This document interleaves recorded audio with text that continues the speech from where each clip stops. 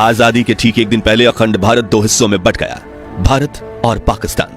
बंटवारे का वो मंजर इतना खौफनाक था कि उसने भारत की आजादी के सुनहरे अध्याय को लाखों बेकसूरों के रक्त से रंग दिया था, जिसके निशान आज भी आजादी की महान गाथा पर एक काला धब्बा बने हुए हैं। अगला दिन 15 अगस्त 1947 भारत के इतिहास का वो ऐतिहासिक दिन बनने वाला था जिसका करोड़ों भारतीय बेसब्री से इंतजार कर रहे थे।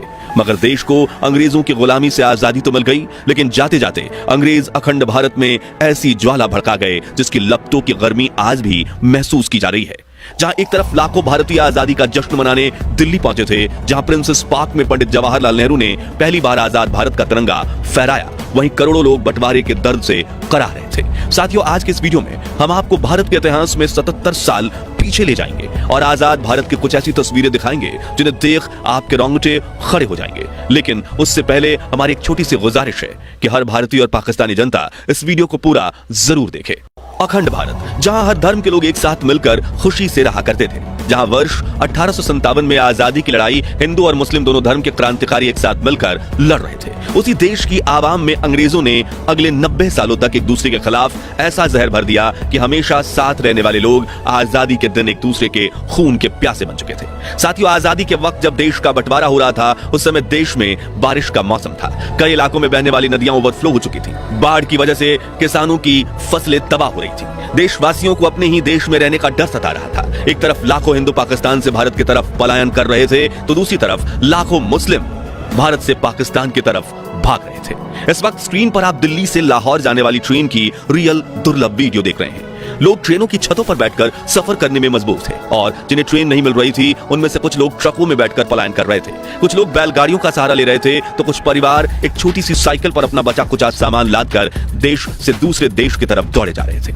जहां एक तरफ करोड़ों लोगों के लिए आजादी किसी वरदान से कम नहीं थी, वहीं लाखों लोगों के लिए ये एक अभिशाप बन चुका था, क्योंकि अपना सब कुछ छोड़कर जान बचाते हुए दूसरे देश में भागना किसी काले सपने से कम नहीं है। हालांकि बंटवारे की यह दास्तां तो आजादी से कई साल पहले ही लिखी जा चुकी थी, क्योंकि अंग्रेजों ने देशवासियों में धर्म को लेकर ऐसा जहर भर दिया था जिससे कई पॉलिटिकल लीडर्स ने तो धर्म के बल पर ही अपनी पार्टीज बना ली थी। जैसे कि मुस्लिम लीग के चीफ मोहम्मद अली जिन्नाह ने आजादी से कई साल पहले ही जिद पकड़ ली कि हिंदुस्तान में रहने वाले मुस्लिमों को एक अलग मुल्क दिया जाए, और उनकी इस जिद ने हिंदुस्तान के भाईचारे पर ऐसी चोट मारी जिसके निशान आज भी देखने को मिलते हैं। इस वक्त आप स्क्रीन पर जिन तस्वीरों को देख रहे हैं वो उस वक्त की हैं जब मोहम्मद अली जिन्नाह ने पाकिस्तान के गवर्नर जनरल बनने की शपथ लेकर अपनी जिद पूरी की थी और भारत से ही एक अलग मुल्क खड़ा कर दिया था, जिसके बाद वो अपनी पसंदीदा कुर्सी पर विराजमान हुए थे। हालांकि देश के बंटवारे को रोकने के लिए महात्मा गांधी, सरदार वल्लभ भाई पटेल और पंडित जवाहरलाल नेहरू जैसे दिग्गज नेताओं ने मोहम्मद अली जिन्नाह को भारत का पहला प्रधानमंत्री बनने तक का ऑफर दे दिया था। कई इतिहासकार बताते हैं कि बंटवारे की खबर से पंडित जी को काफी बड़ा झटका लगा था। जी हां,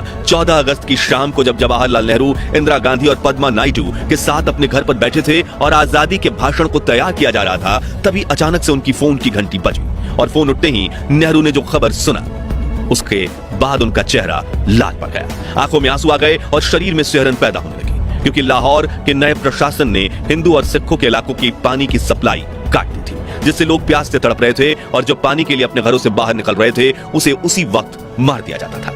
यहां से शुरू होने वाले दंगे देखते ही देखते पूरे भारत और पाकिस्तान में फैल रहे थे। लोग मरने मारने को उतावले थे। खैर, अपने आप को संभालते हुए 14 अगस्त की रात 11:55 पर नेहरू संसद के सेंट्रल हॉल में भाषण देना शुरू करते हैं। उन्होंने कहा, हमने नियति के साथ एक वादा किया था और अब समय आ गया है कि हम अपना वादा पूरा करें। शायद पूरा नहीं, लेकिन जहां तक हो सके वहां तक। ट्रस्ट विद डेस्टिनी नाम की पंडित जी की भाषण सुनने के बाद महात्मा गांधी के नाम का नारा लगाते हुए देशवासियों ने आजादी का शंख नाद बजाया था। लेकिन करोड़ों देशवासियों को क्या पता था कि कुछ इलाकों में देश की आवाम इस आजादी की कड़ी कीमत चुका रही है। इस वक्त स्क्रीन पर आप भारत और पाकिस्तान के रिफ्यूजी कैंप्स की कुछ दुर्लभ वीडियोस देख रहे हैं। देखिए कैसे छोटे छोटे बच्चे नल के आगे एक बाल्टी पानी भरने के लिए लाइन में लगे हुए हैं, जिन्हें लेकर काफी देर तक चलने के बाद उन रिफ्यूजी कैंप्स में पहुंचते हैं, जहां इनके रहने के लिए पक्की छत तक नहीं है, बस छांव के लिए कुछ फटे हुए टेंट्स और पेड़ हैं, जहां बैठने की जगह इतनी कम है कि लोग कड़कड़ाती धूप में गर्म जमीन पर बैठकर अपना शरीर जला रहे हैं।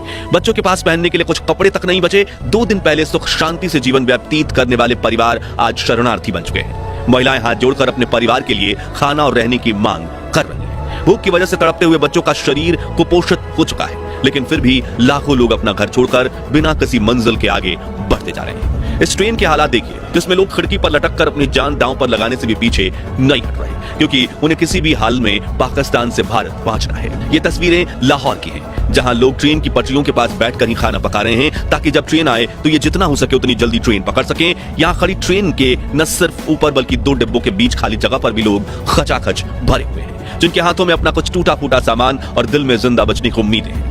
अगली दुर्लभ वीडियो दिल्ली के कुतुब मीनार की है, जो 1947 में आजादी के वक्त कुछ ऐसा दिखता था। वहीं इसके आसपास के इलाके बिल्कुल बंजर थे, जहां राजाओं के कुछ पुराने टूटे फूटे महल के खंडहर वीडियो में आप देख रहे हैं। वीडियो में दिख रहे लोग आजादी का जश्न मनाने कुतुब मीनार पहुंचे हैं। आजादी के वक्त दिल्ली में जश्न का माहौल था। ये फुटेज लाल किले की है, जहां पर 16 अगस्त 1947 के दिन लाखों लोग प्रधानमंत्री जवाहरलाल नेहरू को देश का तिरंगा फहराते हुए देखने पहुंचे थे। हालांकि 250 सालों तक गुलामी की जंजीरों में बांधकर रखने के बावजूद 1947 में जब अंग्रेजों ने भारत को आजादी दी थी, तब उन्हें खुद पर इतना गर्व था कि वह सर ऊंचा करके